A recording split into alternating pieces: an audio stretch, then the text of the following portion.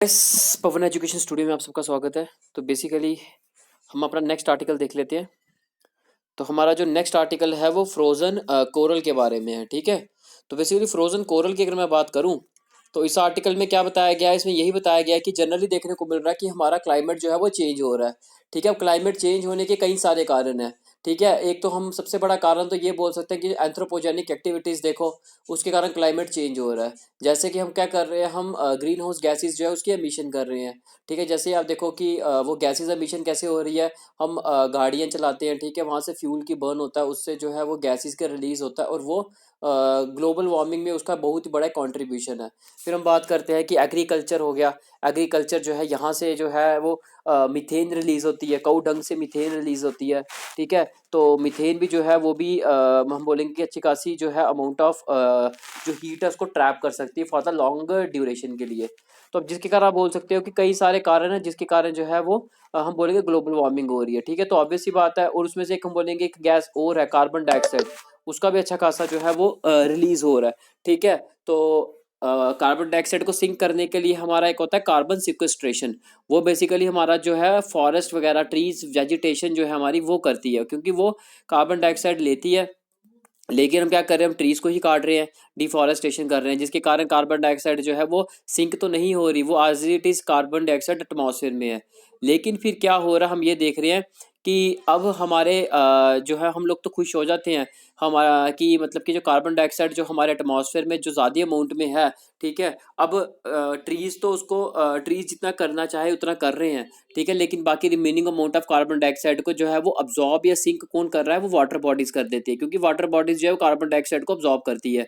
तो वही है। तब जैसे ओशन देख लो, सी देख लो, ये कार्बन डाइऑक्साइड को अब्जॉर्ब करते हैं, हम खुश हो जाते हैं कि कार्बन डाइऑक्साइड जो हमारे एटमॉस्फेयर में थी वो हमारी जो है वो कम हो रही है, वो ओशन बॉडीज जो है वो उसको अब्जॉर्ब करती जा रही है, ठीक है। लेकिन वो जो कार्बन डाइऑक्साइड एटमॉस्फेयर में थी वहां पे तो कम होगी एटमॉस्फेयर में, वही कार्बन डाइऑक्साइड की एडिशन कहाँ पे हो रही है, वो वाटर बॉडीज में हो रही है। तो जिसके कारण क्या होगा, जब कार्बन डाइऑक्साइड वाटर बॉडीज में अब्जॉर्ब होगा तो ऑब्वियस सी बात है वहां पे एसिडिफिकेशन होगी, ठीक है। तो इसको बोलते हैं ओशन एसिडिफिकेशन बोलते हैं। तो वही ओशन एसिडिफिकेशन हमें देखने को मिलता है। तो आपको पता है जब ओशन एसिडिफिकेशन होता है, ठीक है, तो जो ओशन का वाटर, सी का वाटर जो बेसिकली एसिड हो जाए, तो बेसिकली उससे क्या होता है, हमारी पीएच वैल्यू जो होती है हमारी वाटर की वो हमारी 7 से नीचे हो जाती है। आपने पढ़ा है ना केमिस्ट्री में कि पीएच वैल्यू जो होती है हमारी 7 में न्यूट्रल होती है, 7 से ऊपर जाओ बेसिक होती है, और 7 से नीचे आओ तो हमारी वो एसिडिक होती है। यानी कि 6 5 4 पे आओ एसिडिक होगी, वही 7 से 8 9 10 ऐसे जाओ ऊपर तो वो आपकी 14 तक जो है वो बेसिक होती है।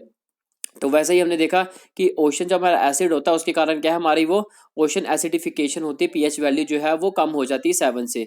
तो हम ये बोलेंगे कि अब ओशन एसिडिफिकेशन तो हो रहा है, उससे क्या होगा कि अब जो हमारे कोरल्स हैं, ठीक है, कोरल्स का जो है आपको पता है कोरल्स का अपना खुद का कलर नहीं होता। कोरल्स की जो हमारी शेल्फ जो शेल होती है, बेसिकली जो आउटर कवरेज होती है वो कैल्शियम कार्बोनेट की बनी होती है, तो उसका अपना कुछ कलर नहीं होता, व्हाइट कलर की होती है वो। तो लेकिन कोरल्स हमें कलरफुल क्यों दिखते हैं, क्या कारण है, तो वो कलरफुल दिखने का सबसे बड़ा कारण ये है कि कोरल्स के ऊपर जो है वो एल्गी होती है, वो एल्गी जो है उसके ऊपर रिजाइड करती है। तो एल्गी जो है वो कलर होता है एल्गी का, और वो एल्गी के कलर के कारण हमें कोरल जो है वो कलरफुल जो है वो देखने को मिलता है। लेकिन अब ये बोला जाता है कि जब ओशन का एसिडिफिकेशन होगा, ओशन हमारा जो एसिड कंटेंट उसमें बढ़ेगा, तो ओशन के एसिड कंटेंट बढ़ने से क्या होगा कि जो हमारी एल्गी होती है वो कोरल से जो है अपने आप को साइड मार देती है, वहां से पीछे हो जाएगी या तो मारी जाती है, ठीक है। जिसके कारण क्या होगा, एल्गी नहीं रहेगी, ठीक है, एल्गी उस पर रिजाइड करना नहीं रुकती नहीं है, साइड मार देती है या तो फिर वो मर जाती है। जिसके कारण क्या कोरल जो है, कोरल का जो नेचुरल कलर था हमारा कोई कलर लेस यानी कि वाइट कलर वो हमें देखने को मिलता है। तभी जाके हम बोलते हैं कि कोरल का कोई कलर नहीं है, कोरल जो है वाइट कलर के देखने को मिलते हैं जब ओशन एसिडिफिकेशन होता है। तो वही जिसको हम क्या बोलते हैं, नाम दे देते हैं कोरल ब्लीचिंग, कोरल जो है वो ब्लीच कर गया, ठीक है। तो ये वही बेसिकली उसी के बारे में आर्टिकल है कि कोरल ब्लीचिंग जो है हमारे इसके इंसिडेंट्स जो है बड़े ही ज्यादा देखने को मिल रहे हैं। तो अब साइंटिस्ट जो है वो क्या कर रहे हैं, वो देख रहे हैं कि आने वाले टाइम पे जो है वो कोरल्स जो है वो खत्म हो सकते हैं। तो इसलिए हमें क्या करना पड़ेगा, कोरल्स को जो है वो प्रिजर्व करके रखना पड़ेगा। और जो प्रिजर्व करने की टेक्निक का यूज किया जा रहा है वो टेक्निक जो है उसको बोलते हैं क्रायोमैश बोलते हैं। इस टेक्निक के थ्रू हम क्या करते हैं, कोरल्स को जो है वो प्रिजर्व कर लेते हैं। अब कोरल्स को जब प्रिजर्व कर दिया जाएगा फिर वही कोरल्स को हम क्या करेंगे, यूज करेंगे, उन कोरल्स को फिर से हम री इंट्रोड्यूस करेंगे वही वाटर बॉडीज में इन फ्यूचर, अगर कोरल हमारे जो है वो खत्म हो जाते हैं। जैसे आप जनरली देखते हो एनिमल्स भी हमारे कोई जब खत्म होने को आते हैं हम क्या करते हैं, उनकी कंजर्वेशन प्रिजर्व प्रिजर्वेशन करते हैं, उनकी ब्रीडिंग करवाते हैं, ठीक है। तो उनको दूसरे नेशनल पार्क में ले जाएंगे, वहाँ पे उनकी ब्रीडिंग करवाएंगे, जिससे कि वहाँ पे जो है उनकी तादाद, उनकी पॉपुलेशन जो है वो बनी रहे। वैसे ही हम क्या करेंगे, कोरल्स को जो है वो निकाल लिया जाता है, उनको कंजर्व रखा जाता है लो टेम्परेचर में। वो टेम्परेचर कितना होता है, -196 डिग्री सेल्सियस। इस टेम्परेचर में वो कोरल को रखा जाएगा। फिर वही कोरल्स को हम क्या करते हैं, री इंट्रोड्यूस करवाते हैं इन फ्यूचर, जब हमें लगता है कोरल की जो है पॉपुलेशन जो है वो डिक्रीज या डिक्लाइनिंग स्टेज पे आ चुकी हुई है। तो वही बेसिकली ये आर्टिकल है। तो आर्टिकल में मैंने शॉर्ट नोट्स बनाए हैं, इसको मैं एक बार डिक्टेट को रीड कर लेता हूँ, क्या मैंने बताया आपको। देखो अब फ्रोजन कोरल की अगर हम बात करें, तो हम यही बोलेंगे कि साइंटिस्ट ने सक्सेसफुली जो है वो फ्रोज किए हैं। क्या? यही कोरल कौन से, ग्रेट बैरियर रीफ, जो हमारे ऑस्ट्रेलिया का ग्रेट बैरियर रीफ है, वहाँ का जो कोरल्स है उसको बेसिकली साइंटिस्ट ने क्या किया, फ्रीज कर दिया है। और जो फ्रीज करने की जो टेक्निक रही है, वो टेक्निक जो है क्रायोमैश टेक्निक के थ्रू की है, ठीक है। तो हम बोलेंगे कोरल जो लार्वा जो है उसको फ्रीज किया गया है, कहाँ पे, AIMS यानी कि Australian institute of marine science, यहाँ पे, ठीक है। तो हम ये बात करते हैं ग्रेट बैरियर रीफ जो है बेसिकली, यहाँ पे हमारे 4 ब्लीचिंग इवेंट अभी तक जो है वो हो चुके हैं। अगर हम लास्ट 7 ईयर से देखें, उसमें सबसे बड़ा इवेंट जो है वो कौन सा हुआ था, ला नीना फिनोमिना वाला, जिससे कि ओशन का टेम्परेचर अब जो इंक्रीज हो गया था। 4 में से एक इवेंट तो यही हुआ था, ओशन का टेम्परेचर इंक्रीज हो गया due to the La Nina phenomena के थ्रू। फिर हम बात करते हैं कि क्रायोमैश क्या होता है। क्रायोमैश बेसिकली कुछ नहीं, एक ऐसा बोल सकते हैं फैब्रिकेटेड एक मैश होता है कि मतलब क्या बोलोगे कि एक मतलब कि एक जाला टाइप का होता है। वो बेसिकली जो है उसको बेसिकली फेंका जाता है और कोरल्स को निकाला जाता है, और कोरल लार्वा को निकाला जाएगा, और निकाल के उसको फिर मतलब कि हम ये बोलेंगे कि उसको प्रिजर्वेशन, क्रायो प्रिजर्वेशन, मतलब कि उसको प्रिजर्व किया जाता है लो टेम्परेचर पे, वो -196 डिग्री सेल्सियस के टेम्परेचर पे। और क्रायो मैश जो है बेसिकली हमारा लाइट वेट होता है और बड़ा ही चीपली मैन्युफैक्चर्ड है, ज़्यादा महंगा नहीं, सस्ता होता है, ठीक है। चलो ये जानने की जरूरत नहीं है आपको, हल्का हल्का आपको मैंने आपको आइडिया बता दिया आपको कोरल, फ्रोजन कोरल्स बेसिकली क्या न्यूज़ इसके बारे में आई है, ठीक है। तो यही था। अब नेक्स्ट आर्टिकल देख लेते हैं। देखो नेक्स्ट आर्टिकल, देखो अब क्या है। नेक्स्ट आर्टिकल की अगर हम बात करें, तो नेक्स्ट आर्टिकल हमारा यही है, rule 267 of Rajya Sabha rule book. तो इसमें बेसिकली क्या बोला गया है, यहाँ पे यही बोला गया है कि अब राज्यसभा में क्या होता है जनरली, यहाँ पे जब भी मतलब कि कोई जो अपोजिशन पार्टी होती है, अपोजिशन पार्टी के जो मेंबर्स होते हैं वो राज्यसभा में जो है रूलिंग पार्टी जो है उसके जो मेंबर्स हैं राज्यसभा में, उनसे क्वेश्चन करते हैं किसी इंपॉर्टेंट मुद्दे के बारे में। अब जो क्वेश्चन जब अपोजिशन पार्टी के जो मेंबर्स करेंगे रूलिंग पार्टी के मेंबर से, और रूलिंग पार्टी के जो मेंबर है उनको जो है उसका जवाब देना पड़ता है, ठीक है। तो अगर वो जवाब नहीं दे तो उस केस में जो है रूल 267 जो है वो अप्लाई कर दिया जाता है, जो राज्यसभा रूल बुक में जो है वो मेंशन किया है रूल 267, जिसमें यही बोला गया है कि जो भी डिस्कशंस राज्यसभा में चल रही है उन डिस्कशंस को जो है सस्पेंड कर दिया जाता है, ठीक है। और जिस क्वेश्चंस को अपोजिशन पार्टी ने के मेंबर्स ने रेज किया है उस क्वेश्चन का जो है वो आंसर दिया जाता है रूलिंग पार्टी के जो मेंबर्स हैं और राज्यसभा में। तो ये बेसिकली रूल है। तो ये रूल को अभी तक जो है वो अप्लाई कितनी बार कर दिया गया, अगर हम 1990 से लेकर 2016 तक देखें तो इस रूल को अभी तक जो है हमने 11 बार जो है वो अप्लाई कर दिया है। लास्ट टाइम इस रूल को अप्लाई किया गया था 2016 में, जब हमारी डिमोनेटाइजेशन हमारी करेंसी की गई थी नवंबर 2016 में, उस समय किया गया था। तो इसमें प्रिजाइडिंग ऑफिसर जो होता है हमारा, यानी कि हमारा जो चेयरमैन होंगे राज्यसभा के, वो बेसिकली सारी जो प्री डिसाइडेड एजेंडा, जितना भी डिस्कशन जो अभी तक चल रही थी, उन डिस्कशंस को सस्पेंड कर दिया जाता है और इस क्वेश्चन का आंसर देने के लिए बोला जाता है राज्यसभा के मेंबर को, जो रूलिंग पार्टी के मेंबर है। तो बेसिकली ये न्यूज़ निकल कर आई है, तो वही देख लेते हैं, वही लिखा हो, देखो डिक्टेशन पार्ट को देख लेते हैं। देखो rule 267 of Rajya Sabha rule book, ये बेसिकली राज्यसभा रूल बुक में ये रूल को जो है मेंशन किया है, ये बोन ऑफ कंटेंशन बना हुआ है राज्यसभा में। वो क्या, यही देखा रूल 267 बेसिकली है क्या, वो आपको बता दिया मैंने कि इसको अब सस्पेंड कर दिया गया। जो भी पहले बातें शातें चल रही थी राज्यसभा में उसको सस्पेंड कर दिया, और जो क्वेश्चन रेज किया गया है अपोजिशन पार्टी के जो मेंबर्स हैं राज्यसभा के उनके द्वारा, और पूछा किससे गया है, रूलिंग पार्टी के जो मेंबर्स हैं राज्यसभा उनसे पूछा गया है, रूलिंग पार्टी के जो मेंबर्स हैं उनको इसका आंसर देना है। बाकी जो पुरानी डिस्कशन जो चल रही थी उसको सस्पेंड कर दिया गया है। अब कोई भी no other form of discussion कोई नहीं होगी, ठीक है। ओनली डिस्कशन की जाएगी उसी इशू पर, दैट इशू ओनली, ठीक है।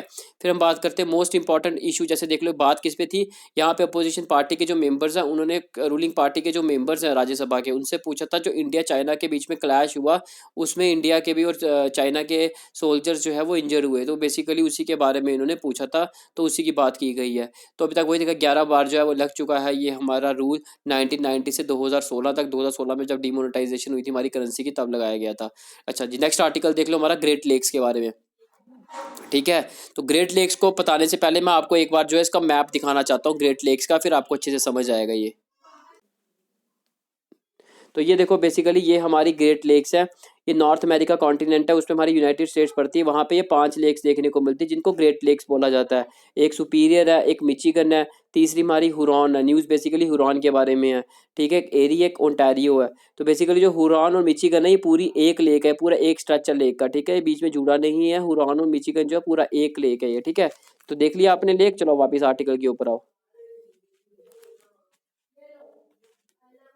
तो बेसिकली यही देखो ग्रेट लेक्स जो है इसी के बारे में आर्टिकल है। अब यहाँ पे साइंटिस्ट ने क्या किया है, इन्होंने हुरॉन लेक जो है बेसिकली यूनाइटेड स्टेट की उसको स्टडी किया है। और ये बोला जा रहा है कि हम क्लाइमेट चेंज कितना ज़्यादा हो रहा है। तो यही है कि हमारे क्लाइमेट चेंज से वही देखा कार्बन डाइऑक्साइड जो है उसका अच्छा खासा रिलीज है हमारे एटमॉस्फेयर में, जिसके कारण हम बोलेंगे कि वो भी कॉन्ट्रीब्यूशन देता है क्लाइमेट चेंज में। तो कार्बन डाइऑक्साइड हम बोल रहे हैं कि हम बड़े खुश हो गए कि कार्बन डाइऑक्साइड हमारा जो है वो रिड्यूस हो गया, ठीक है। लेकिन रिड्यूस तो एटमॉस्फेयर से हो गया, लेकिन उसकी अब्जॉर्प्शन कहाँ पे हो रही है, हमारी वाटर बॉडीज में हो रही है। इसके कारण ओशन एसिडिफिकेशन या ओशन वाटर जो एसिडिफिकेशन जो है वो देखने को मिल रही है। तो साइंटिस्ट ने बेसिकली यही देखा, हमारी लेक हुरॉन जो है उसी को स्टडी किया और उसको स्टडी करके ये देखा कि वहाँ पे जो है उधर का जो पैटर्न है बेसिकली वो चेंज होने को आ गया हुआ है, ठीक है। वहाँ पे वाटर को स्टडी किया गया, उसकी केमिस्ट्री को स्टडी किया है, ठीक है। तो यही बेसिकली आर्टिकल था, तो मैंने आपको ये बता दिया। तो वही देखो यही लिखा हुआ डिक्टेशन में भी साइंटिस्ट ने स्टडी किया किसको, लेक हुरॉन को, जो यूनाइटेड स्टेट्स में है, ठीक है। क्यों? क्योंकि यहाँ पे ओशन एसिडिफिकेशन या वाटर एसिडिफिकेशन के इंसिडेंट्स देखने को मिला, ठीक है। तो बेसिकली हम बोलते हैं कार्बन डाइऑक्साइड जो हमारे एटमॉस्फेयर में था वहाँ से तो रिडक्शन हुई इस कार्बन डाइऑक्साइड की, वो एडिशन होगी कहाँ पे, हमारा वाटर के अंदर, के कारण एसिडिफिकेशन के केसेस हमें देखने को मिले इस हुरॉन लेक में, ठीक है। अब नेक्स्ट आर्टिकल देख लो, हमारा नेक्स्ट आर्टिकल है पुर्स साइन फिशिंग के बारे में। तो पुर्स साइन फिशिंग जो है वो बोलता है, पुर्साइन फिशिंग की अगर हम बात करें तो बेसिकली इस आर्टिकल को भी बताने से पहले मैं आपको पुर्साइन फिशिंग बता देता हूँ। ये बेसिकली एक नेट, एक जाला होता है जो कि फेंका जाता है फिशेस को पकड़ने के लिए। वो मैं पहले आपको दिखा देता हूँ, फिर आपको अच्छे से क्लैरिटी होगी इस आर्टिकल के बारे में भी। ये देखो बेसिकली ये यही पुर्स साइन नेट के बारे में ये देखो पिक्चर देख लो जो बताई गई। देखो शिप है, शिप ने क्या किया, इस जाले को फेंका फिशेस को पकड़ने के लिए पहली पिक्चर में। सेकंड पिक्चर में जो है उस जाले में फिशेस आई, टारगेट फिश तो आई, बाकी अन्य फिशेस भी आई, ठीक है। तो उसके बाद तीसरी पिक्चर देखो, उसमें जाले में को उसने खींचना शुरू किया। और चौथी पिक्चर में देखो उस जाले को जब खींचा उसमें और कई सारी फिशेस आ गई। और अब ये बोलते टारगेट फिश तो आई, साथ दूसरी फिशेस भी आ गई जिनको नहीं पकड़ना था। उसमें इवन की टर्टल भी आएगा, उसमें बाकी भी मराइन एनिमल्स आएंगे जो कि हमें नहीं चाहते थे पकड़ना, और वो भी मारे जाएंगे इसके साथ साथ। तो बेसिकली उसी के ही बारे में ये आर्टिकल अब ये देख लेते हैं।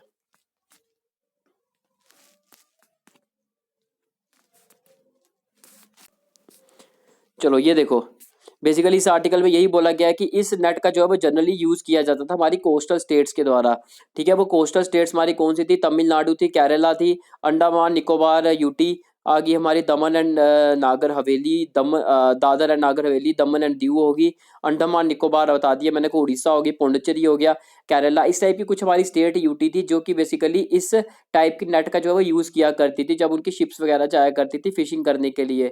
तो वही है कि अब जब ये फिशिंग करते थे तो जब इस टाइप की नेट का यूज करते थे तो कई सारी फिशेस जो है वो पकड़ी जाती थी, जो कि टारगेट थी वो तो पकड़ी ही जाती थी, साथ उसके साथ और भी कई सारी अन्य फिशेस जो है वो पकड़ी जाती थी। तो बेसिकली अब यही है, टर्टल भी पकड़ा जाता था उसमें, और भी कई सारे मेराइन एनिमल्स हैं वो उस जाल के अंदर, उस नेट के अंदर जो है वो फंस जाते थे। जिसके कारण हम ये बोल सकते हैं कि इस नेट को जो है वो बैन कर दिया गया था हमारी इन स्टेटों के द्वारा, कि ये स्टेटों के पास जो पानी होगा, कोस्टल जो एरिया होगा हमारा इनका, वहां से 12 नॉटिकल माइल तक जो है वो फिशिंग जो है वो बैन कर दी गई थी इन स्टेट्स ने।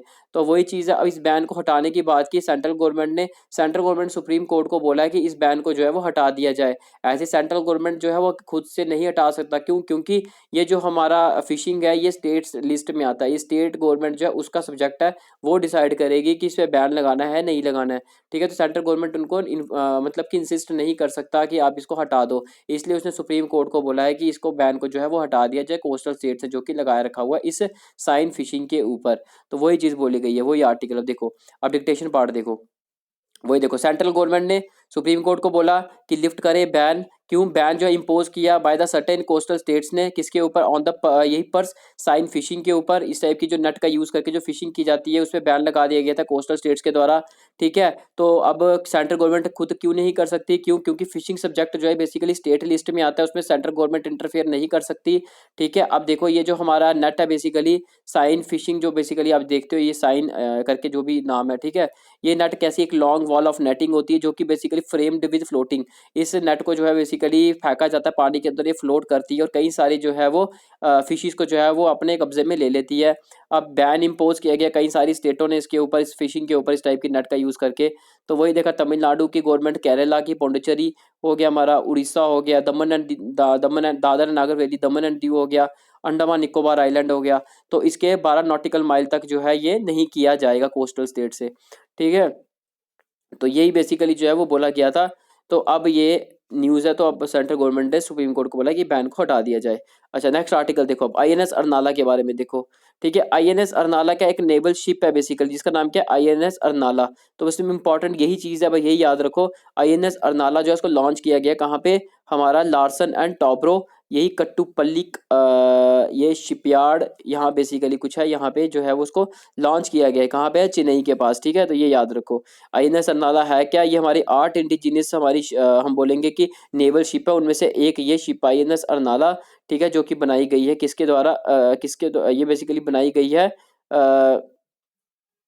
ठीक है, छोड़ो किसने बनाई है, ये आपके लिए इंपॉर्टेंट नहीं है। ठीक है, छोड़ो, बेकार की इन्फॉर्मेशन नहीं रखनी होती दिमाग में, उतनी चीज़ें रखनी जितना ज़रूरत है। ठीक है ना, क्योंकि बहुत कुछ पढ़ना है अभी हमें, इसलिए बेकार की चीज़ों को फेंक देना होता है। चलो नेक्स्ट।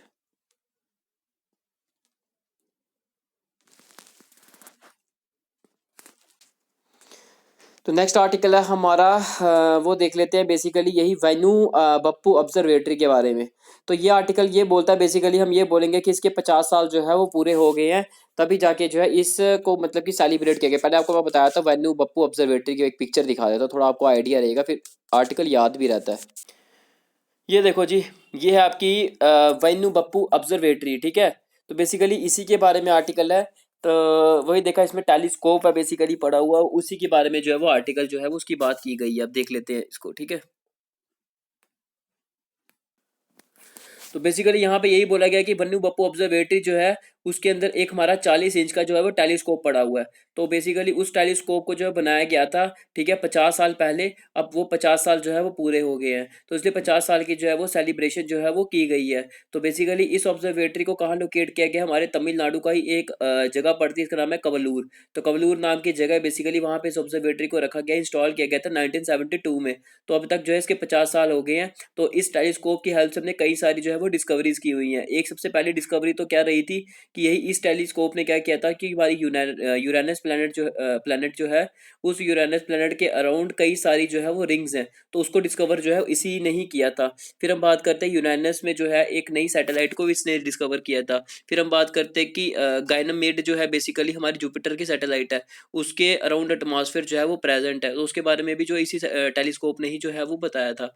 ठीक है, तो बेसिकली इस टेलीस्कोप को जो है सेटअप किसने किया था, हमारे प्रोफेसर वैन्यू बप्पू ने किया था, जो one of the greatest role था इनका एस्ट्रोनॉमी में। तो उन्हीं के ही नाम पे इस ऑब्जर्वेटरी का जो है वो नाम पड़ गया है वैन्यू बप्पू ऑब्जर्वेटरी। तो अब डिटेक्शन पार्ट को देख लो एक बार। तो वही देखो, हमने 14 इंच का बता दिया मैंने आपको, 40 इंच का जो टेलीस्कोप है कहाँ पड़ा हुआ, वैन्यू बप्पू ऑब्जर्वेटरी में।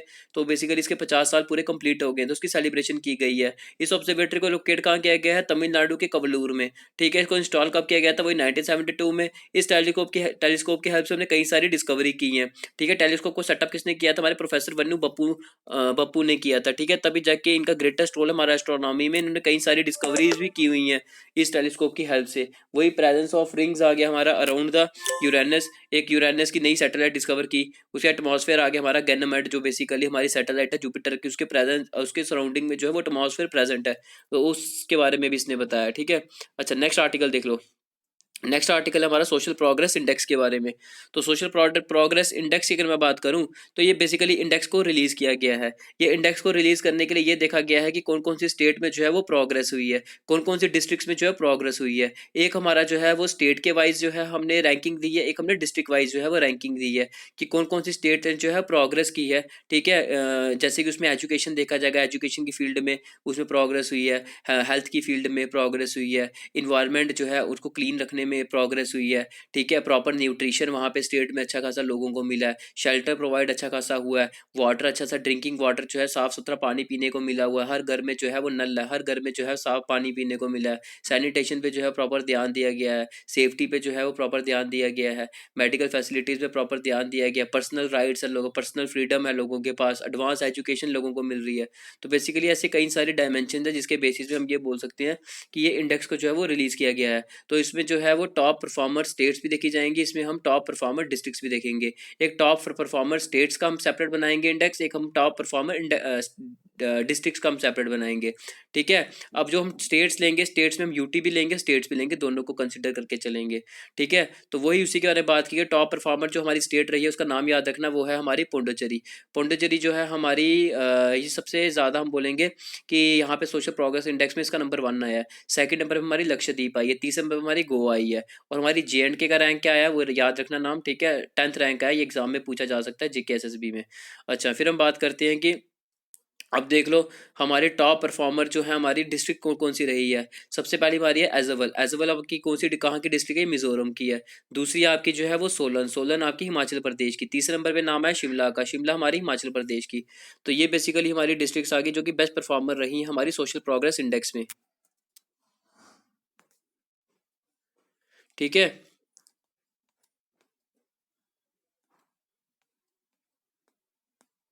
एक सेकेंड।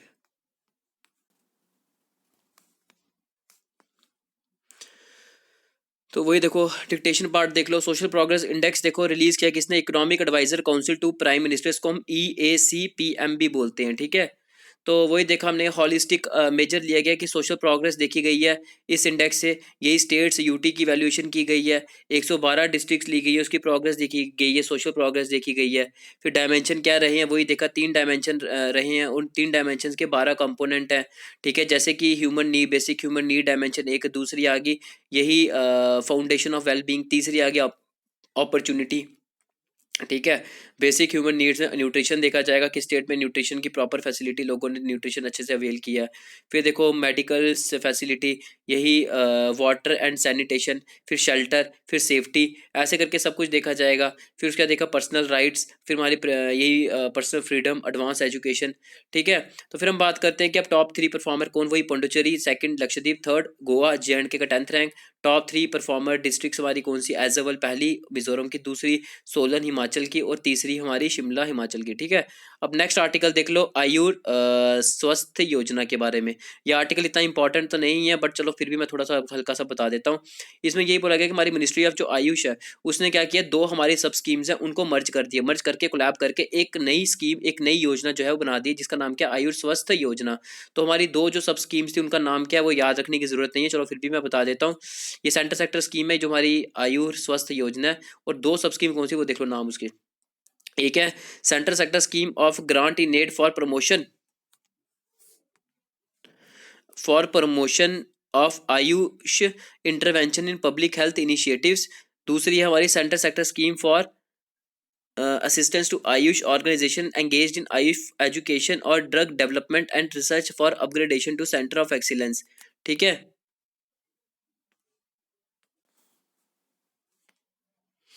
तो ये आ गया। नेक्स्ट आर्टिकल देख लो, नई रोशनी स्कीम के बारे में है। तो इस आर्टिकल में क्या बोला गया है नई रोशनी स्कीम के बारे में? इसमें बेसिकली यही बोला गया है कि यहाँ पे जो हमारी मिनॉरिटी वुमेन है इनको एम्पावर किया जाएगा, उनको कॉन्फिडेंस को बिल्टअप किया जाएगा, ताकि इनको नॉलेज वगैरह प्रोवाइड की जाए, इनको टूल्स टेक्निक ट्रेनिंग प्रोवाइड की जाए, जिसमें वो क्या कर सके, इनका यूज से वो क्या कर सके, वो उनमें लीडरशिप एक डेवलप हो सके वुमेन में। और यहाँ पे वुमेन टारगेट कौन सी की जाएगी? 18 से 65 साल की जो एज की होंगी उनको, और बेनिफिशियरी कौन रहेगी? जिनकी एनुअल इनकम जो है साल की 2.5 लाख से कम होंगी। तो हम ये बोलेंगे लेकिन अब इसी स्कीम को जो है हमने किस में डाल दिया हुआ है, इसको एज ए सब स्कीम बना दी हमने पीएम विकास, जो हमने पहले भी पढ़ी हुई है। पीएम विकास में पीएम यही विरासत का समाधान स्कीम जो है उसके अंदर इसको डाल दिया गया है, ठीक है। तो वो देखो, अब डिक्टेशन पार्ट देख लो। तो वही देखो, एम्पावर एंड एनहांस किया जाएगा confidence in the minority women by providing knowledge tool technique for leadership development of women, ठीक है। तो फिर नाउ मर्ज कर दिया गया as a component of PM Vikas scheme, ठीक है। 6 दिन या 5 दिन की ट्रेनिंग प्रोग्राम उनको दी जाएगी। वुमेन कौन सी ली जाएगी, 18 से 65 साल की एज की बेनिफिशियरी, वही एनुअल इनकम जिनकी 2.5 लाख से कम होगी।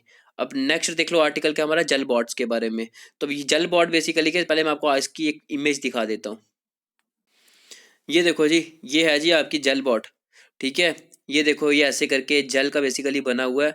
और ये बोला जाता है ये जल बोट जो है बेसिकली, इसको आपको फोर्स देने की जरूरत नहीं है, या आपके बिना फोर्स के ही ये मूव करता है, ठीक है। बेसिकली टेम्परेचर का रिस्पांस इस पे होता है, टेम्परेचर के रिस्पांस से इसमें मूवमेंट आती है, ठीक है। तो वही है कि बेसिकली ये मूव कैसे करेगा, एक प्रोसेस होता है जिसको बोलते हैं ये बोलेंगे स्वेल और श्रिंक करेगा, स्वेल करेगा और श्रिंक करेगा, स्वेल करेगा श्रिंक करेगा, जिससे कि ये इसकी मूवमेंट जो है फर्दर और बैकवर्ड जो है वो होती रहेगी, आपको कुछ फोर्स जो है वो देने की जरूरत नहीं पड़ती। तो इसी को बेसिकली जो है साइंटिस्ट ने जो है स्टडी की है।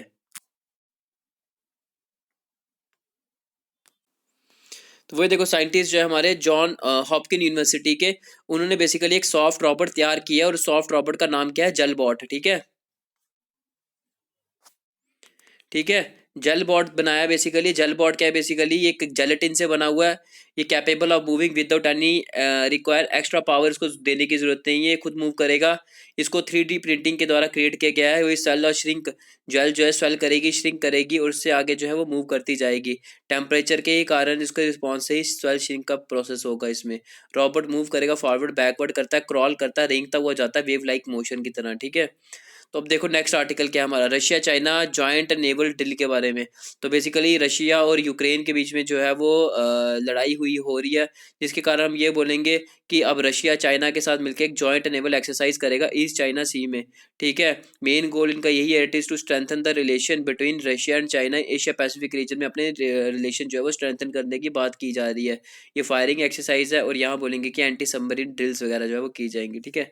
तो ये हल्का सा आइडिया इसके बारे में रख सकते हो, ठीक है। तो ये रहा हमारा आज का सेशन, बस आज के लिए इतना ही है, ठीक है। तो thank you, have a nice day. अच्छा, और साथ में आपका करंट अफेयर जो दिसंबर का था ना, मंथ का, वो अब कंप्लीट हो गया है, ठीक है। तो जल्द अब जैसे जनवरी आता है, तो अब मैं आपका जनवरी का करंट अफेयर जो है वो लेकर आऊँगा। और बाकी दिसंबर के अभी 2 डेज बचे हैं, ठीक है, 30 दिसंबर और 31 दिसंबर, ठीक है। तो ये 2 दिन का करंट अफेयर जो है ये भी मैं उस जनवरी में ही डाल दूंगा, ठीक है। तो बाकी थोड़ा बहुत मुझे कोई आगे पीछे से कुछ अगर एक्स्ट्रा कुछ इंपॉर्टेंट दिखा तो जनवरी में ही आ जाएगा, बट अब ये मानकर चलो 99% करंट अफेयर आपका दिसंबर का मैंने कंप्लीट करवा दिया है, ठीक है। तो इससे बाहर आपका कोई भी एग्जाम होगा उसमें नहीं आएगा।